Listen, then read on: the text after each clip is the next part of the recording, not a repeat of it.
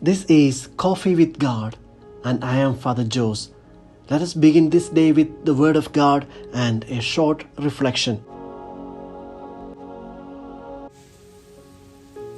A reading from the book of Isaiah, chapter 52, verses 7 to 10. The passage is taken from the Message version of the Bible. How beautiful on the mountains are the feet of the messenger, bringing good news, breaking the news that all's well, proclaiming good times, announcing salvation, telling Zion, your God reigns. Voices, listen, your scouts are shouting, thunderclap shouts, shouting in joyful unison. They see with their own eyes God coming back to Zion. Break into song, boom it out, ruins of Jerusalem. God has comforted his people. He's redeemed Jerusalem. God has rolled up his sleeves. All the nations can see his holy muscled arm. Everyone from one end of the earth to the other sees him at work, doing his salvation work. The word of the Lord.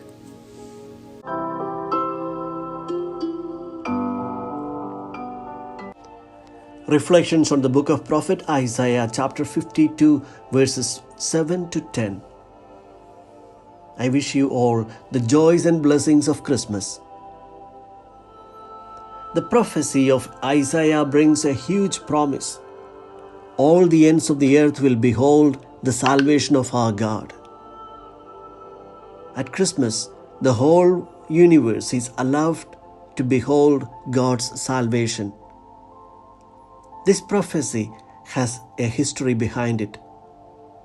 In the year 587 BC, Nebuchadnezzar conquered Jerusalem and burned the temple, the royal palace, and the houses. All healthy people were taken in exile to Babylon. In Babylon, the first years were hard, painful, and sad.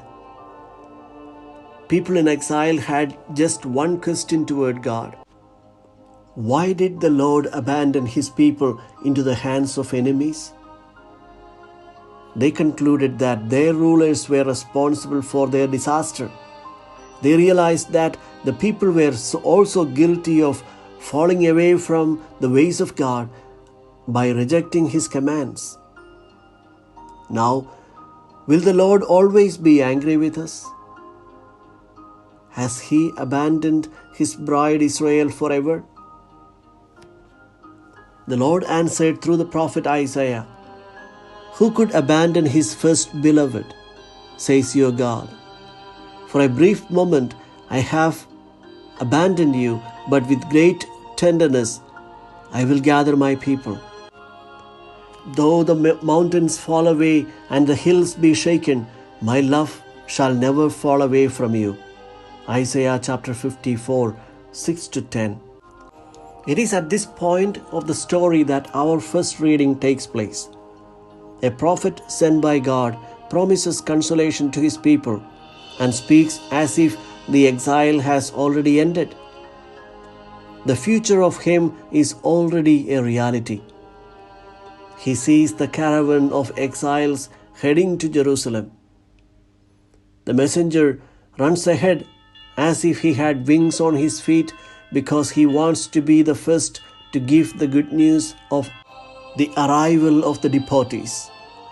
The prophet imagines himself contemplating the scene from the top of the mountain overlooking Jerusalem and exclaims, "How beautiful on the mountains are the feet of those who bring good news, who herald peace and happiness, who proclaim salvation."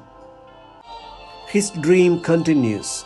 He observes the sentries who watch from the top of the city wall, recognize the exiles returning from Babylon, and they suddenly run to proclaim the good news to all. It is the Lord who yields his people to Jerusalem. He has never abandoned her. Slavery is over. Suffering and humiliation are ended. And a new era starts where the Lord will guide his people. The reading concludes with an invitation by the prophet to the ruins of Jerusalem. Break into shouts of joy.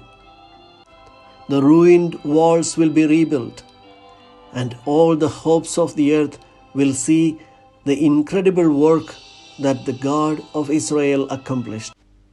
Christmas resonates the message of the prophet. God never abandoned his people. He has come to save us, to dwell among us.